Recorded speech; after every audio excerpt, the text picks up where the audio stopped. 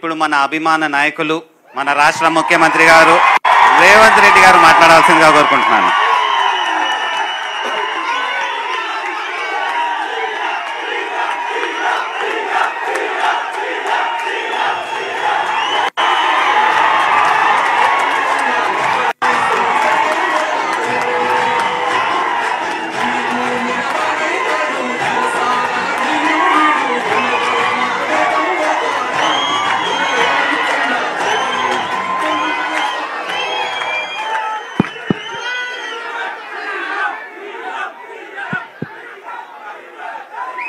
మిత్రులారా, ఈరోజు Congress party social media ఆధ్వర్యంలో మిత్రుడు మన్నే సతీష్, రామ్మోహన్ మీతో ఒక సమ్మేళనాన్ని ఏర్పాటు చేసి ఈ సమ్మేళనంలో దక్కన్ క్రానికల్ రెసిడెంట్ ఎడిటర్ శ్రీరామ్ గారు మిమ్మల్ని ఉత్తేజపరిచే విధంగా మీ బాధ్యతను గుర్తు చేసే విధంగా 2 నిమిషాల్లో చాలా విషయాలు చెప్పిండు. ఈరోజు కంప్యూటర్ యుగం, మొబైల్ ఫోన్ల యుగం, సోషల్ మీడియా యుగం. ఎంత తక్కువ సమయంలో ఎంత పెద్ద అంశాన్ని మనం చెప్పగలమో అది ప్రజలకు చేరే విధానమే సోషల్ మీడియా. ఒకప్పుడు క్రికెట్లో టెస్ట్ మ్యాచ్ ఉండేది, 5 రోజులు ఆడుకునేటోళ్ళు. ఓ రోజు మొత్తం నిద్రపోయి మళ్ళీ లేసి చూసినా కూడా ఆడుతూనే ఉండేటోళ్ళు. అందుకే సాయంత్రం మ్యాచ్ అయిపోయిన తర్వాత ఉండే బ్యాట్స్మెన్ని నైట్ వాచ్మెన్ అనేటోళ్ళు. అంతేనా? అంటే రాత్రంతా కాపులా ఉండి మళ్ళీ నెక్స్ట్ డే 5 రోజులు ఆడాలి, 5 రోజులు చూడాలి అంటే కష్టమని దాన్ని 1 డే మ్యాచ్ కింద కన్వర్ట్ చేసింది. టెస్ట్ మ్యాచ్లు ఉన్నప్పుడు సునీల్ గవాస్కర్ ఉండేటోడు, బాగా అందరికీ పాపులర్, అందరికి అభిమాన క్రికెట్ ప్లేయర్. 1 డే మ్యాచ్లు వచ్చిన తర్వాత సచిన్ టెండూల్కర్ వచ్చాడు. సో ప్రజలు ఇంకా మార్పు, ఇంకా ఉత్తేజం కావాలి అని 2020కి వచ్చిండ్రు. ఇప్పుడు విరాట్ కోహ్లీ, ధోని, ఇంకా చాలామంది, ఇంకా కొత్తగా చాలామంది. నేను మన క్రికెట్ తక్కువ చూస్తే క్రికెట్, మన గ్రౌండ్కి వెళ్తే కొత్త వాళ్ళు, మన వాళ్ళు కూడా మంచి ప్లేయర్స్ ఉన్నారు. అంబట్ రాయుడు నుంచి మొదలు పెడితే నితీష్ అని ఎవరు ఆడినట్టు ఉన్నాడు. నేను ఎందుకు ఈ విషయాలు ప్రస్తావిస్తున్నా అంటే సునీల్ గవాస్కర్ మంచి క్రికెట్ ప్లేయరే, కానీ ఆట ఫార్మేట్ మారిపోయింది. ఇప్పుడు వచ్చి 2020లో సునీల్ గవాస్కర్ని ఆడమన్నా, సచిన్ టెండూల్కర్ని ఆడమన్నా కాస్త ఇబ్బందికరమైన పరిస్థితి. ఎందుకంటే వాళ్ళు ఒక పీరియడ్లో వాళ్ళ ఆట నైపుణ్యాన్ని ప్రదర్శించేవాళ్ళు. ఈరోజు ప్రతి బాల్ని hit out or get out అన్నట్టుగా క్రికెట్ మ్యాచ్. ఈరోజు ప్రతి బాల్ బౌండరీ దాటాల్సిందే. ఏ ఒక్క బాల్ బౌండరీ దాటకపోయినా ఆట గెలిపోవటంని డిసైడ్ చేస్తుంది. అట్లనే మీడియాలో న్యూస్ పేపర్ ఉండేది. మొదట్లో 24 గంటలకు ఒకసారి పేపర్ వచ్చేది. నెక్స్ట్ డే పొద్దున రోజంతా జరిగిన వాటిని తీసుకొని రాత్రికి ప్రింట్ అయ్యి నెక్స్ట్ డే పొద్దున వచ్చేది. అంటే 24 గంటల తర్వాతనే వార్త మనం చదువుకునేటోళ్ళం. అది ఆలస్యం అవుతుందని ఇట్లాంటి కొంతమంది జర్నలిస్టులు న్యూస్ ఛానల్స్ తీసుకొచ్చారు. న్యూస్ ఛానల్స్ ప్రతి గంటకు ఒకసారి అది జరిగిన, మొదట్లో న్యూస్ ఛానల్ వచ్చినప్పుడు ఉదయం 7 గంటలకు, మధ్యాహ్నము 1 గంటకు, సాయంత్రం 7 గంటలకు ఉండేది. అంటే రోజుకు 3 సార్లు బులెటిన్ వచ్చేది. ఇది కూడా కష్టం అని చెప్పి 1 అవర్కి వచ్చేసింది. ప్రతి గంట 7 గంటలకు, 8 గంటలకు, 9 గంటలకు, 10 గంటలకు ఇట్లా వార్తలు చూపించే పరిస్థితి వచ్చింది. అయినా వార్తలు ఇంకా వేగంగా ప్రజలకు చేరడానికి ప్రతి నిమిషం కాదు, ప్రతి సెకండు ప్రపంచంలో ఏ మూలలో ఏ సంఘటన జరిగినా వార్తా రూపంలో బయటకు వస్తుంది. అదే social media. On the spot, even 1 second కూడా ల్యాప్స్ లేకుండా ఎక్కడికక్కడ ప్రజలకు తీసుకెళ్తున్న విధానమే ఈరోజు సోషల్ మీడియా. అంటే ఫార్మాట్ మారిపోయింది. క్రికెట్లో ఎట్లయితే ఆట గేమ్ రూల్ మారిపోయిందో, మీడియాలో print media, electronic media, social మీడియాలో ఎట్లయితే ఫార్మాట్ మారిపోయిందో, ఈరోజు ఎట్లయితే 2020లో ప్రతి బాల్ను బౌండరీ దాటిచ్చే విధంగా పనిచేయాలనో, ఇవాళ సోషల్ మీడియాలో కూడా ఆ విధంగా ప్రతి వాడు ప్రతి నిమిషం ప్రతి సెకండ్ అలర్ట్గా ఉండాలి. సమాచారాన్ని అందరికీ చేరవేసే విధానం వచ్చింది. దీన్ని మీరు గుర్తించిండ్రు, దీన్ని మీరు ఉపయోగించిండ్రు. దీనివల్ల మీరు ఫలితాన్ని కూడా డిసెంబర్ 3 నాడు అందరూ చూసిండ్రు. నాయకులు చాలామంది అనుకుంటారు, మేము చాలా ఉపన్యాసాలు ఇచ్చినాం, చాలా ఊర్లు తిరిగినాం, మేము చాలా కష్టపడ్డాం కాబట్టి ప్రభుత్వం వచ్చింది అని. మీరు ఎన్ని ఉపన్యాసాలు ఇచ్చినా, మీరు ఎన్ని గంటల సేపు మాట్లాడినా, కోట్లాది ప్రజలకు చేరవేసిన మీరే అత్యంత కీలకమైన పాత్ర పోషించండి. నాయకులకు ప్రజలకు అనుసంధానకర్తలుగా మీరు వ్యవహరించారు. అంటే భగవంతుడికి భక్తుడికి అనుసంధానం అంబికా దర్బార్ బత్తి అని. సో నాయకులకు ప్రజలకు అనుసంధానకర్తలుగా సోషల్ మీడియా వారియర్స్ ఉండి ఈ ప్రభుత్వాన్ని తీసుకొచ్చిండ్రు. ఈ ప్రభుత్వాన్ని, ఈ పార్టీని అధికారంలోకి తేవడం అనేది సెమీఫైనల్స్ మాత్రమే. ఫైనల్ గేమ్ ఇప్పుడు ఉన్నది. ఫైనల్స్ ఇప్పుడు ఆడుతున్న మోడీతో ఆడుతున్నది మనం ఫైనల్స్. సెమీఫైనల్స్లో కేసీఆర్ ఓడించినాం, అంటే బంగ్లాదేశ్ ఓడించినాం సెమీఫైనల్స్లో. ఇప్పుడు ఫైనల్స్లో పాకిస్తాన్తో కొట్లాడాలి మనం. తెలంగాణ రాష్ట్రంలో నరేంద్ర మోడీ, అమిత్ షా, జేపీ నడ్డా, చాలామంది వాళ్ళ నాయకులు తెలంగాణ మీద ముప్పేట దాడి చేసి మనల్ని ఓడించాలని, ఎట్లయినా సీట్లు సాధించాలని, సొంత మనుషులనే కాకుండా కిరాయి మనుషులను కూడా పెట్టుకొని తప్పుడు వార్తలను ప్రసారం చేస్తూ ప్రజాస్వామ్యం మీద, మన పెద్దలు, మన పూర్వీకులు, మన ప్రభుత్వం ఇచ్చిన రిజర్వేషన్ల మీద దాడి చేస్తున్నారు. దానికి మతము లేకపోతే ప్రభుత్వ ఏజెన్సీలను వాళ్ళు ఉపయోగించుకుంటున్నారు. ఈ రెండు అంశాలను స్పష్టంగా ప్రజలకు చెప్పాల్సిన బాధ్యత మా సోషల్ మీడియా వారియర్స్ మీద ఉన్నది. శ్రీరామనవమి వస్తే అదొక పెద్ద సమస్య కింద చిత్రీకరించడానికి బీజేపీ ప్రయత్నం చేస్తుంది. మనందరం మన ఇళ్లల్లో మన తండ్రులు, తాతలు, ముత్తాతలు శ్రీరామనవమి, హనుమాన్ జయంతి చేసుకోకుండానే పోసమ్మకు, మైసమ్మకు, ఎల్లమ్మకు కోడి గొయ్యకుట్ట, కళ్ళు ఒయ్యకుట్టనే మనం ఇంత దూరం వచ్చినామా? తాతకు దగ్గు నేర్పినట్టు ఇప్పుడు కొత్త కొత్త వాళ్ళు తయారైంది. బతుకమ్మ బోనాలకు ఉండెత్తేదేమో కవితమ్మ నేర్పినట్టు, శ్రీరామనవమి, హనుమాన్ జయంతి బండి సంజయో లేకపోతే ధర్మపురి అరవిందో, గుండో అరగుండో మనకు నేర్పినట్టుగా ఈరోజు వ్యవహరిస్తున్నారు. ఇట్లాంటి విషయాలను సమయస్ఫూర్తితోని తిప్పికొట్టాలి. ఒకే ఒక్క మాట 2-3 రోజుల నుంచి నేను చెప్తున్నా, దేవుడు గుడిలో ఉండాలి, భక్తి గుండెల్లో ఉండాలి. ఇది ఏ హిందూ అయినా గౌరవించే విధానము, పాటించే జీవన విధానం.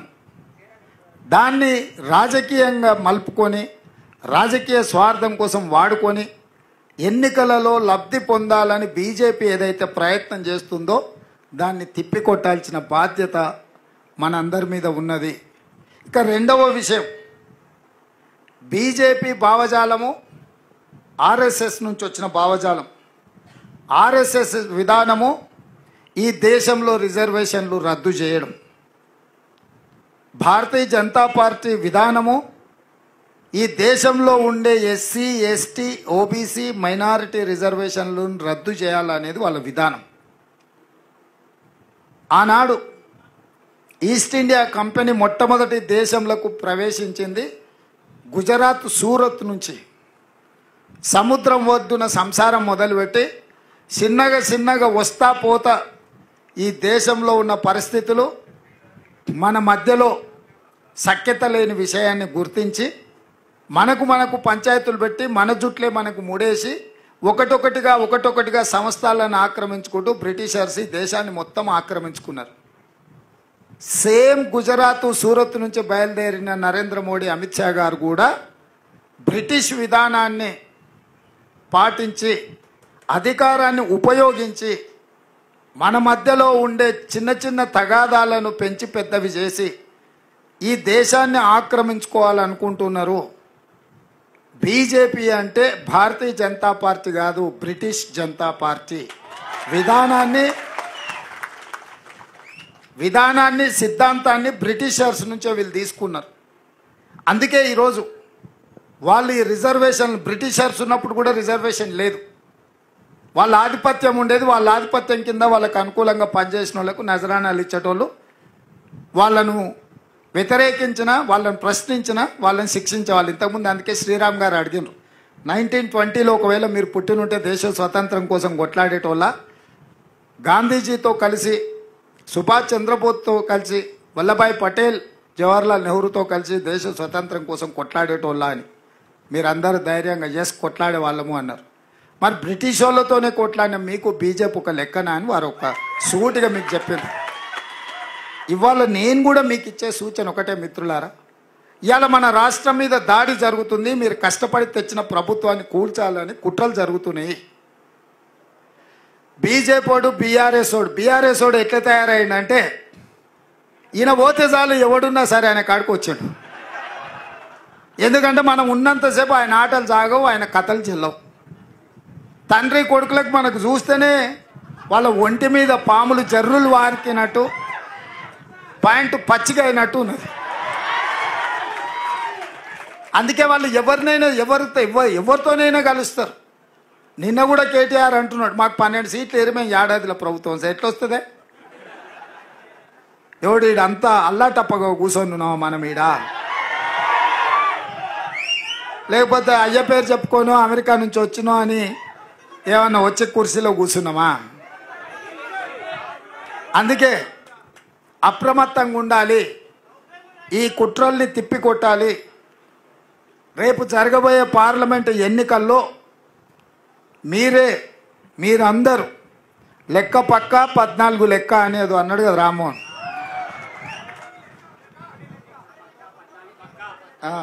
ఏంది లెక్క పక్క 14 పక్క. లేదు రామ్మోహన్ ఇంకా కరెక్ట్ చెప్తా, ఒకటే లెక్క 14 పక్క అని. ఒకటే లెక్క 14 పక్క. మరి ఇది చెయ్యాలి అని అంటే మొన్నటి ఎన్నికల్లో కష్టపడ్డ అనుభవం, మొన్నటి ఎన్నికల్లో మనం సాధించిన ఫలితాలు, 100 మీటర్స్ రన్నింగ్లో మనం తాడును చేరుకున్న తర్వాత రిలాక్స్ అయిపోయి చిన్నగా ఇట్లు ఉరికి కింద కూర్చుంటాం, ఎందుకంటే మనం రీచ్ అయినామని. ఇప్పుడు మన సోషల్ మీడియా వారియర్స్ కూడా సేద తీరుతున్నారు చెట్ల కింద కూర్చొని, ఇంకా గెలిచినాం కదా అని. అందుకే ఇప్పుడు మళ్ళీ లేచి అందరి సెలవులు క్యాన్సల్ అయిపోయినాయి. సైనికులకు యుద్ధ వాతావరణం, యుద్ధ మేఘాలు కమ్ముకున్నప్పుడు సైనికులకు అందరికీ సెలవులు రద్దు చేసి అందరినీ సరిహద్దులకు రమ్మంటారు, అవునా?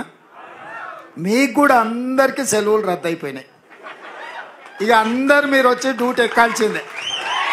ఎక్కడోళ్ళక్కడ ఎక్కడికక్కడ అప్రమత్తంగా భవిష్యత్ కార్యాచరణ తీసుకొని ముందుకు వెళ్ళాలి. ఈ ఎన్నికలు అత్యంత కీలకము. ఈ ఎన్నికల 14 సీట్లు నెగ్గడంతో రాహుల్ గాంధీ ప్రధానమంత్రి కావడమో, కాంగ్రెస్ అధికారంలోకి రావడమో కాదు. 75 ఏళ్లలో 50 ఏళ్ల పైన మనమే అధికారం ఉన్నాం. రాహుల్ గాంధీ గారు ముత్తాత, నాయనమ్మ, నాయన అందరు ప్రధానమంత్రి పదవులు చూసారు. స్వతంత్రం వచ్చినప్పటి నుంచి సొంత ఇల్లు లేకుంటే ప్రభుత్వ బంగళాలనే ప్రధానమంత్రులుగానే వాళ్ళు ఉన్నారు. వాళ్ళకి పదవి కొత్త కాదు. కానీ ఎన్నికల గెలుపు ఎందుకు కీలకం అంటే ఈసారి బీజేపీ వాళ్ళు అడుగుతున్న 400 సీట్లు వస్తే రాజ్యాంగంలో సమూలమైన మార్పులు తీసుకొచ్చి రిజర్వేషన్లు రద్దు చేయాలని కుట్ర జరుగుతుంది. వాళ్ళు గతంలో త్రిపుల్ తలాక్ కావచ్చు, సిటిజన్ అమెండ్మెంట్ యాక్ట్ కావచ్చు, యూనిఫామ్ సివిల్ కోడ్ కావచ్చు, 370 ఆర్టికల్ కావచ్చు, నోట్ల రద్దు కావచ్చు, జిఎస్టీ కావచ్చు, రైతు వ్యతిరేక నల్ల చట్టాలు కావచ్చు, ఇట్లా ప్రతిదీ ప్రతిపక్షాలన్నీ వ్యతిరేకిస్తున్నా సింపుల్ మెజారిటీతోని పాస్ చేయొచ్చు కాబట్టి వాటి అన్నిటిని పాస్ చేసుకొని చట్టాలను అన్నిటిని కూడా వాళ్ళు ఇష్టారాజ్యంగా మార్పులు చేశారు. ఇప్పుడు రాజ్యాంగ సవరణ రిజర్వేషన్లు తీసేయాలి అని అంటే 2/3 మెజారిటీ కావాలి. 2/3 మెజారిటీ అంటే దగ్గర దగ్గర 400 అనుకోండిగా. అందుకే ఇవాళ 400 సీట్లు అడుగుతున్నారు. ఇస్ బార్ 400 పార్ అని ఎందుకంటారంటే వాళ్ళు రాజ్యాంగాన్ని సమూలమైన మార్పులు చేసి టోటల్గా ఎస్సీ ఎస్టీ ఓబీసీ రిజర్వేషన్లు రద్దు చేయాలని కంకణం కట్టుకున్నారు. ఇవాళ మన పూర్వీకులు మనకి ఇచ్చిన రిజర్వేషన్తో ఎస్సీ ఎస్టీ ఓబీసీలలో ఐఏఎస్లు ఐపీఎస్లు ఐఎఫ్ఎస్లే కాదు డాక్టర్లు లాయర్లు ఇంజనీర్లు సైంటిస్టులుగా మారి ఈ దేశ సంపదను పెంపొందించడంలో క్రియాశీలక పాత్ర పోషించారు. ఇలా కార్పొరేట్ కంపెనీల కుట్రలో భాగంగా రిజర్వేషన్లు రద్దు చేస్తే పబ్లిక్ సెక్టర్ యూనిట్స్ అంటే రైల్వేస్ కావచ్చు, ఎయిర్లైన్స్ కావచ్చు, ఎల్ఐసి కావచ్చు, బిహెచ్ఎల్ కావచ్చు, ఐడిపిఎల్ కావచ్చు, లేకపోతే ఆర్డినెన్స్ కావచ్చు, డిఫెన్స్ ఫ్యాక్టరీలు కావచ్చు, ఈసీఐఎల్ కావచ్చు, ఈ సంస్థలన్నిటిని కూడా అదానీ అంబానీలకు పల్లి బఠానీల కింద అమ్మాలనే పెద్ద కుట్ర జరుగుతుంది. ఇప్పటికే చాలా వరకు అమ్మేసిండు.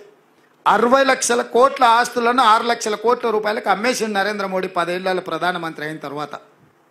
ఇంకొక అంశం, 14 మంది ప్రధానమంత్రులు 1947 నుంచి 2014 వరకు 67 ఏళ్లలో వాళ్ళు చేసిన అప్పు 55 లక్షల కోట్లు మాత్రమే. 2014 నుంచి 2024 10 ఏళ్లలో నరేంద్ర మోడీ చేసిన అప్పు 113 లక్షల కోట్లు. అంటే 67 ఏళ్ళు 14 మంది ప్రధానమంత్రులు చేసిన దానికంటే డబల్ అప్పులు చేసిండు నరేంద్ర మోడీ. ఇవాళ ఈ దేశము 1,168 లక్షల కోట్ల రూపాయల అప్పులో ఉంది. చంద్రశేఖరరావు 7 లక్షల కోట్ల అప్పు చేస్తే ఈరోజు భారతదేశం 168 లక్షల కోట్ల రూపాయల అప్పులో ఉంది. అందులో 113 లక్షల కోట్లు నరేంద్ర మోడీ గారే చేసిండ్రు. ఈ డబ్బు ఎక్కడికి పోయిందని లెక్కలు అడిగితే అది చెప్పడు. నేను అయోధ్యలో గుడి కట్టినా, లేకపోతే జై శ్రీరామ్ అని నేను స్లోగన్లు ఇచ్చిన, లేకపోతే జై హనుమాన్ అంటాడు, ఇంకోటి అంటాడు. అసలు పైసలు ఎక్కడ పోయినాయని మనం అడుగుతుంటే ఆయన ఇట్లాంటి మాటలు మాట్లాడించి ఒక ఎమోషన్ని క్రియేట్ చేసి వాస్తవాలను చర్చించకుండా, సేమ్ కేసీఆర్ కూడా ఇట్లనే పైసలు ఏడిపోయినవా అప్పులు ఎందుకు చేసినవా అంటే జై తెలంగాణ అనేటోడు. జై తెలంగాణ కాదని ఎవరు అన్నారు? జై శ్రీరామ్ కూడా ఎవరు కాదు అంటారు. లెక్కలు అడిగే వరకల్లా ఆయన అడ్డం పెట్టుకోనికే ఇవాళ ఇట్లా తయారైండు. లాలూ ప్రసాద్ ఓ మాట చెప్పిండు. ఓ గాడిద ఉన్నది రజకునికి. ఆ గాడిద మీద ఒక దుప్పటి ఉన్నది, దుప్పటి మీద శ్రీరాముడు బొమ్మ ఉన్నది.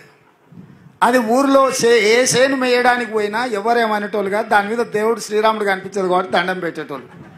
గాడిద అనుకున్నది, అబ్బా ఈ ఊర్లో అందరు నన్ను చూస్తే భయపడుతున్నారు, నేనంటే భక్తి అందరు దండం పెడుతున్నారు అనుకున్నాను.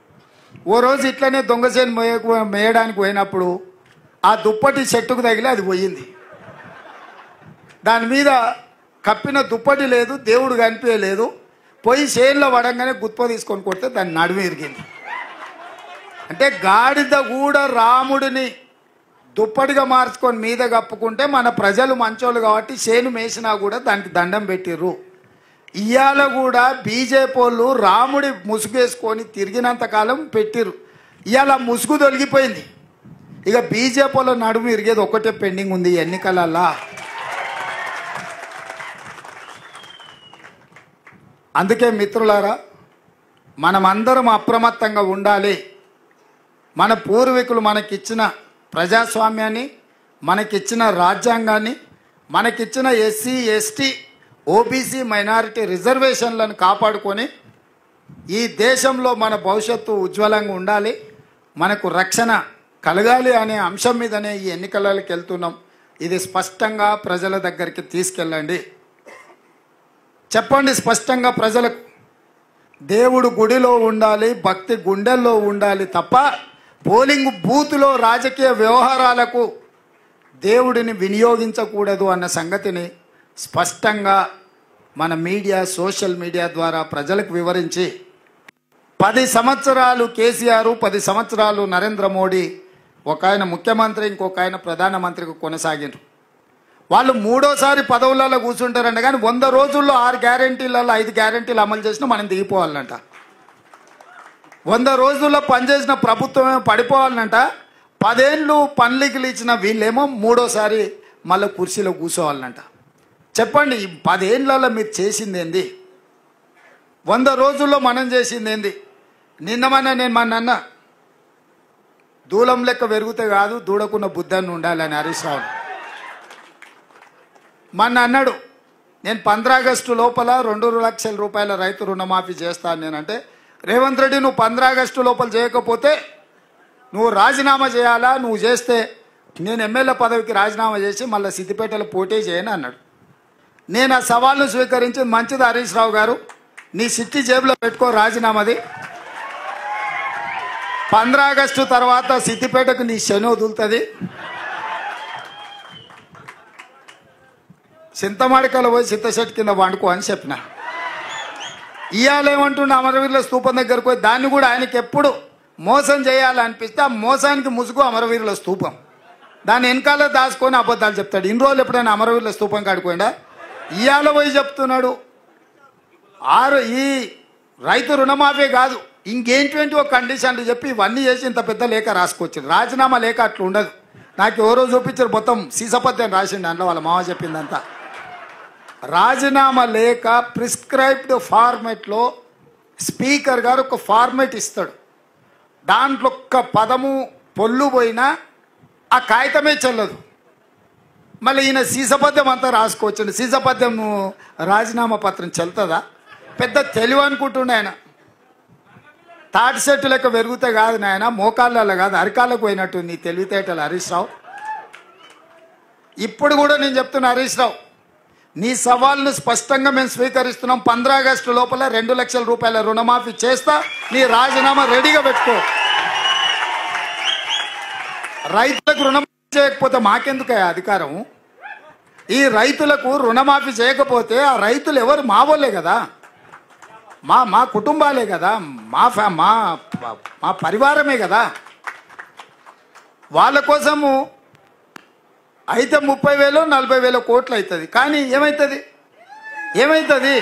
నువ్వు కాళేశ్వరం దోసుకున్న 1,00,000 కోట్ల కంటే ఎక్కువనా? హైదరాబాద్ చుట్టూతో నువ్వు ఆక్రమించుకున్న వేలాది ఎకరాల కంటే ఎక్కువనా? ఇక సరే, అంత దూరం ఎందుకులే. కానీ మీ దోపిడీ, మీలాగా దోపిడీ చేయకుండా ఒక్క సంవత్సరం నేను కడుపు కట్టుకుంటానంటే ఆ 40,000 కోట్ల రూపాయలు బ్యాంకులకు ఎడవసేత్తో చెల్లిస్తాను నేను.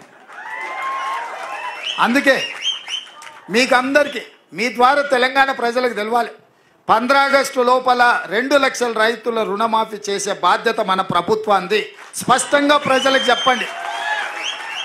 రెండవది, బీజేపీ గెలిస్తే ఎస్సీ ఎస్టీ ఓబీసీ మైనారిటీ రిజర్వేషన్లు రద్దు అవుతాయి. రిజర్వేషన్లు ఉండాలి అంటే కాంగ్రెస్ గెలవాలి, రిజర్వేషన్లు రద్దు కావాలి అంటే బీజేపీకి ఓటు వేయాలనేది. ఈ 2 విషయాలను ప్రజలకు వివరిస్తే మీరు చెప్పిన 14 కాదు 15 సీట్లు కూడా తెలంగాణలో గెలుస్తాయని నాకు సంపూర్ణమైన విశ్వాసం ఉంది. చివరగా ఇప్పుడు కూడా హడావిడిగా కలుసుకుంటున్నాం. మే 16 నాడు మీ అందరితోని ఒక మంచి ఫంక్షన్ హాల్లో కూర్చొని భోజనం చేసి ప్రతి ఒక్కరితోని సోషల్ మీడియా కోఆర్డినేటర్లు అందరితోని ఒక్కొక్కరితోని సింగిల్గా ఫోటో దిగుతా. 16 మే.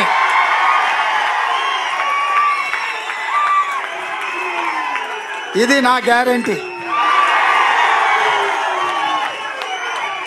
మే 16 నాడు మధ్యాహ్నము మన అందరం కలిసి లంచ్ చేసి అందరితోని ఒక్కొక్కరితోని మన సోషల్ మీడియా వారియర్స్ని అందరిని, ఇవాళ రానోళ్ళని కూడా ఈ 20 రోజులు పనిచేయండి. 16 తారీఖు నాడు మీ అందరితో సింగిల్ ఫోటో దిగే బాధ్యత నాది అని తెలియజేస్తూ మీ అందరి దగ్గర సెలవు తీసుకుంటున్నా. ఈ ప్రభుత్వం మీది, మీ రెక్కల కష్టంతో ఏర్పడ్డ ప్రభుత్వం.